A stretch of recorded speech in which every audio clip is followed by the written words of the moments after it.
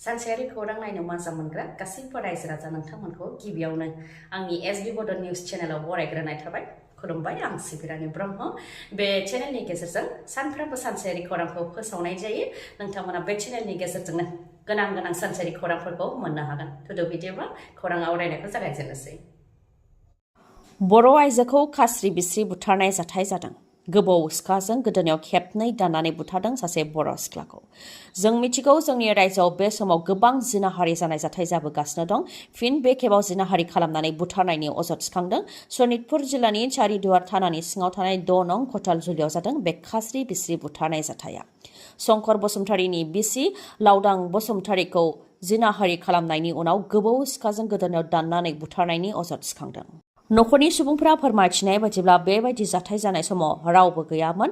फिसायाबो खामानिनि थाखाय बायजोआव दंहैयोमोन आरो बिथांनि सानै फिसाफोराबो बाहेरायाव दंहैयोमोन। बे समावनो न'आव रावबो गैयैखौ खाबु लानानै सोरबा सिनाय मोनै दुथाङा बे खामानिखौ मावदों होननानै फोरमायथिदों। जाथाय जानायनि उनाव पुलिसाबो जाथायथिलियाव नुजाथिफैदों आरो गासै फोरमानफोरखौ लानानै थांदों आरो जाथायथिलिनिफ्राय गोबौ सिखाखौबो जब्द खालामनो हादों। हा-हुनि जेंनाखौ सुस्रांनो थाखाय बिटिआर सोरखारा गोसो होबोनायखौ नुनो मोननाय जादों। फिन बिटिआरनि हा-हुनि जेंनाखौ सुस्रांनो थाखाय बिटिआर सोरखारा थांखि लादों। सोरखारि हायाव नियम बायदियै दखल खालामनानै लानाय हाखौ जाहाथे गोरलैयैनो मियादि खालामनानै लानो हायो, बेनि थाखाय बिटिआर सोरखारा थांखि लादों। बेखौ लानानै इएमबिआर फेरेंगिया खौरांगिरि मेलनि गेजेरजों फोरमायथिदों दि सिगांनि सोरखारनि समाव हानि जनेल भेलुनि 100% रां होग्रोनानैसो हाखौ मियादि खालामनो हायोमोन होननानै फोरमायथिदों। जेरै गामि ओनसोलाव एसटि, एससि बा रान्दि बा बेंगुरा बा देहायारि गेबें नङै सुबुंफोरा हानि 75% रां होनो गोनां जायोमोन। अदेबानि हानि बेसेना 4 लाख बा 3 लाख रांखौनो होनो गोनां जायोमोन होननानै फोरमायथिदों। नाथाय दानि सोरखाराव जातपात अदेबानि जेबो जाथि हारि बासियालासे सोरबाफोर सोरखारि हाखौ आयेन बायदियै दखल खालामनानै दंबा बिथांमोनहा बिगासे हायाव 1000 प्रिमियाम अदेबानि रां होनानैनो मियादि खालामनानै लानो हागोन होननानैबो फोरमायथिदों। आरो जुदि हाया 1 बिगानि बाराबा बिथांमोनहा आलदायै 100 रां होनो गोनां जागोन होननानैबो फोरमायथिदों। ओजोंहाय टाउन ओनसोलाव जेनेरेल सुबुंफ्रा हानि जनेल भेलुनि 15% होनो नांगोन। एससि, एसटि बा रान्दि बा बेंगुरा बा देहायारि गेबें नङै सुबुंफ्रा 13.5% प्रिमियाम होनानैनो हाखौ मियादि खालामनानै लानो हागोन होननानै फोरमायथिदों। बेनि अनगायैबो इएमबिआर फेरेंगा बिथाङा गुबुन मोनसे थांखि लानायनि सायावबो फोरमायथिदों। बिथाङा फोरमायथिदों दि जायफोर बिथांमोनहा बिएससि समनिफ्रायनो साख्रि मावगासिनो दं आरो जायफोर बिथांमोनहा अदेबानि 85 रिटायार जानो थांगासिनो दं, बिथांमोनहा रिटायार जायोब्ला बिथांमोननो वान टाइम पेन्सन अदेबानि खेबसे पेन्सन होनाय जागोन होननानैबो फोरमायथिदों। रायजोनि गुबुन गुबुन जिल्लानि गासै 4907 फोरोंगिरिफोरनि दान बान्थाखौ बन्द खालामनो बिथोन। फोरोंगिरिफोरनि गुबुन मोनसे खैफोद। गुबुन गुबुन जिल्लानि 4907 फोरोंगिरिफोरनि दान बान्थाखौ बन्द खालामनो बिथोन होदों। सेक्रेटारि टु गभर्नमेन्ट अफ आसामनिफ्राय आसामनि गासै जिल्लानि सोलोंथाइ बिफाननि एडिशनेल डिस्ट्रिक्ट कमिशनारनिसिम लाइजाम हरदों। लाइजामनि गेजेरजों दान बान्था दोनथ'नो बिथोन हरदों। लोगोसे फोरमायथिदों दि शिक्षा सेतु एपनि गेजेरजों गोलाव समनिफ्रायनो बे 4907 फोरोंगिरिफोरखौ एबसेन्ट बा फरायसालियाव नुजाथिहैखौ रिपर्ट मोनदों।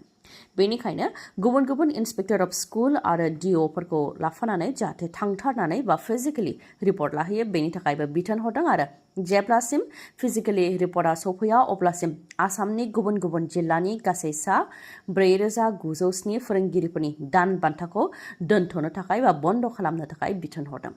4907 फोरोंगिरिफोरनि मादाव बाक्सायाव 162 फोरोंगिरि, बरपेटायाव 124 फोरोंगिरि, बिश्वनाथआव 135, बङाइगावआव 58, काछाराव 177, चराइदेवआव 47, चिराङाव 43, दरंआव 172, धेमाजियाव 71, धुब्रियाव 286, डिब्रुगड़आव 158, डिमा हासावआव 197, गवालपारायाव 245, गलाघाटआव 193, हाइलाकान्दियाव 98, हजायाव 46, जरहाटआव 160, कामरुप मेट्र'आव 294, कामरुप रुरेलाव 193, कार्बि आंलंआव 153, करिमगन्जआव 202, क'क्राझाराव 200, लखिमपुराव 148, माजुलियाव 120, मरिगावआव 182, नगावआव 259, नलबारियाव 106, शिबसागराव 120, सनितपुराव 176,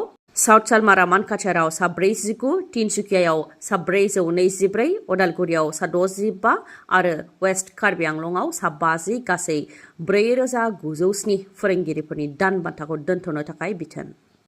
फरायसानि गाग्लोबनायाव सासे फोरोंगिरिनि जिउ खहा। थारैनो बे जाथाया जोंनि आसामावनो जादों।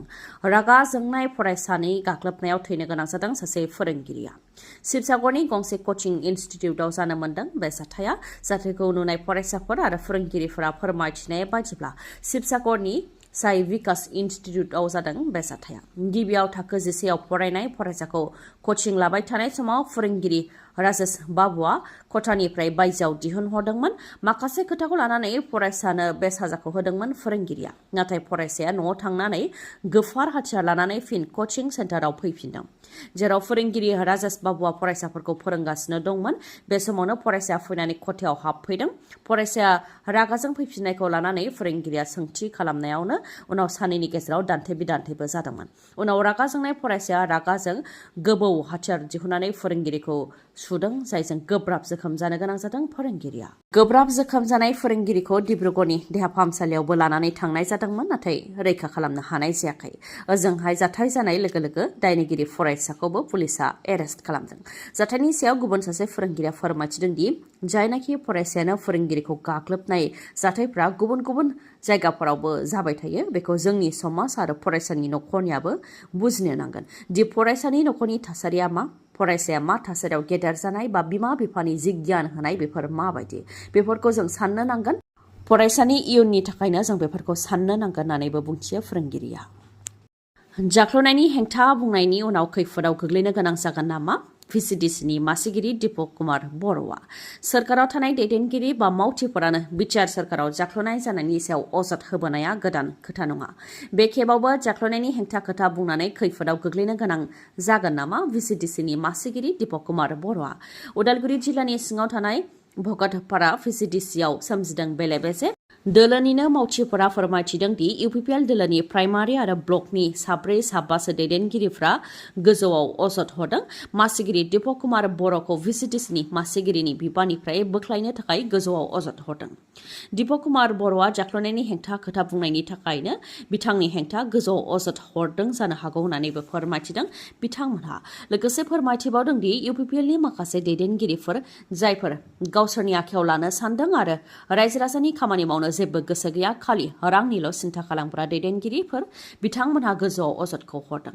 दोलोनि माखासे मावथिफोर आरो दैदेनगिरिफोरजों जेबो सावरायालासे बे अजदखौ हरदों होननानैबो फोरमायथिबावो बिथांमोनहा। लोगोसे बुंथिबावो दि UPPL दोलोनि माखासे मावथिफोरा गरिब दुखुथियाफोरनो थिं होगोन, रुपटास होगोन बायदि होनानै रां लादोंमोन, नाथाय 6-7 दान बारलांबाय जेबो होआखै। बेफोरनि हेंथा दीपक कुमार बर'आ बुंनायनि थाखायनो बिथांनि हेंथा गोजौआव अजदखौ हरदों जानो हागौ होननानैबो फोरमायथिदों। नाथाय दीपक कुमार बर'खौनो VCDCनि मासिगिरि हिसाबै नांफिनगौ होननानैबो दाबि खालामो मावथि बिथांमोनहा। लोगोसे बुंथिबावो दि दीपक कुमार बर'नि हेंथा जेबो अजदबो गैया, बिथांजों रायजो राजाफ्राबो दंखायो। बेनि अनगायैबो जायनाखि बिसायख'थि फैगौ रायजो राजानि भट नांगौ, बेनिखायनो रायजो राजानि जौगानायनि खामानि मावनो नांगौ होननानैबो बुंथियो बिथांमोनहा। आयेन बेरेखा जौ लोंनानै गुबुन गुबुन रायजोआव गोबां सुबुङा जिउ खोमानांनाय खौरांखौ जों मोनबोदों। दा जोंनियावबो आयेन बेरेखा जौ बानायग्रा सानै सुबुंखौ हमनो हादों। थांनाय माखासे सान सिगांनो क'क्राझार जिल्ला आबगारि बिफान आरो गुवाहाटी आबगारि बिफाना क'क्राझारनि बिसमुरि आउटपस्टआव थानाय समरपुर गामियाव सोमदोन बसुमतारीनि न'आव सिग्रोमदोंमोन, जेराव आयेन बेरेखा जौ बानायग्रा कारखानाखौ हमनो मोन्दोंमोन। बै सानखालि दायनिगिरि गासैबो खारखुमानो हादोंमोन। दा दायनिगिरिफोरनि मादाव प्रदीप माहातो आरो मुकेश चौधुरीखौ हमनो हाबाय। बङाइगावनिफ्राय बिसोर सानै दायनिगिरिफोरखौ हमनो हाबाय, नाथाय दासिमबो खारखोमानानै दं सोमदोन बसुमतारीया। फोरमायथिनाय बायदिब्ला सोमदोन बसुमतारीनि न'आव थानाय आयेन बेरेखा जौ बिलाथि बानायग्रा कारखानानिफ्राय 50,000 लांदां बथल, जौ बथलाव सिथाबग्रा 25,000 लेबेल, जौ बथलनि मुख्रा बानायग्रा मेसिन आरो 6,000 कार्टुन जब्द खालामनो हादों। थांनाय माखासे सान सिगांनो गुवाहाटीनि आबगारि बिफान आरो क'क्राझारनि आबगारि बिफान जयै सोमदोन बसुमतारीनि न'आव थानाय आयेन बेरेखा बिलाथि जौ बानायग्रा कारखानाखौ हमनो मोननानै बुख्रुब बुख्राब खालामहैदोंमोन, नाथाय दायनिगिरिफोरा खारनानै दंमोन। दा दायनिगिरि सानैखौ हमनो मोनबाय आरो सोमदोन बसुमतारीया खारखुमानानै दङ। रायजोआव फिन नाव बेलथायनाय जाथाय दै देरफुनाय समावनो नावजों दैखौ बारनो नाजानायाव नाव बेलथायनायाव सानै उन्दै गथ'साया जिउ खोमानो गोनां जादों आरो माखासेया खुनुरुखुमै जिउ रैखा मोननो हादों। नलबारियाव जादों बे जाथाया। नलबारिनि मुकालमुवायाव थानाय 2 नं बरतलायाव जानो मोन्दों बे दुखुनांथाव जाथाया। गेदेर दैखौ नावजों बारनो नाजानायावनो 7-8 सुबुंफोरा नावनिफ्राय दैयाव गलांदोंमोन। उनाव साद'आ खुनुरुखुमै गावनि जिउखौ रैखा खालामनो हादों, नाथाय सानै उन्दै गथ'साफ्रा दैजों बुखारलांजानो गोनां जादों। उनाव बिथांमोननि गोथै देहाखौबो बोखांनो हादों। थैनाय सानै गथ'साफोरनि मुङा फारियै आशराफुल आली 16 बोसोर बैसोनि आरो मारिफा खातुन 5 बोसोर बैसोनि। नोंथांमोननि थाखाय मोनसे गोजोनथाव रादाब। काजलगावनि MMH हन्डा श'रुमा नोंथांमोननि थाखाय गेदेर अफार लानानै फैदों।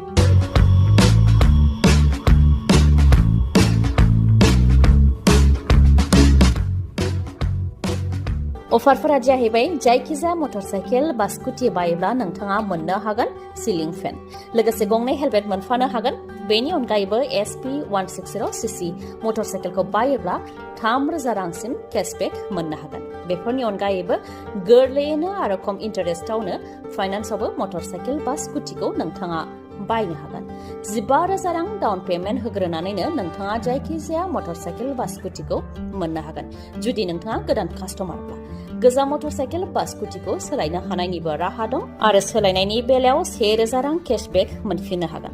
लोगोसे वारेन्टिखौ 5 बोसोरसिम होनाय जादों। बेनिफ्रायबो देरसिन खाबु दंबावो काजलगावनि MMH हन्डा श'रुमाव। नोंथांनि सिबिल स्क'रा मोजांब्ला, अदेबानि नोंथाङा बेंकनिफ्राय लन लानायनि उनाव लनखौ मोजाङैनो सुख'बोनायनि रेकर्ड दंब्ला, नोंथाङा थाइसेबो रां होग्रालासे गोदान मटरसाइकेल बा स्कुटिखौ मोननो हागोन। नोंथाङा जुदि बेफोर खाबुखौ लानो सानदोंब्ला गोख्रै खालामदो, मानोना अफारा 14 जुलाइसिमल' थागोन। खौरां लानो थाखाय 8720957824 नङाब्ला 7002252878 बे नाम्बाराव फोनांजाबनो हागोन। गोजोन्थों। खौरांखौ जोबजासे खोनासंनायनि थाखाय गोजोन्थों। नोंथाङा दासिमबो आंनि SB बड' निउस चेनेलखौ साबस्क्राइब खालामनानै लायाखैबा साबस्क्राइब खालामनानै लानो हागोन, लोगोसे बेल आइकनखौबो क्लिक खालामनो हागोन, जाहाथे आं खौरां फोसावनाय लोगो लोगोनो नोंथांनाव गिबिसिन खौराङा सौहैयो। गोजोन्थों।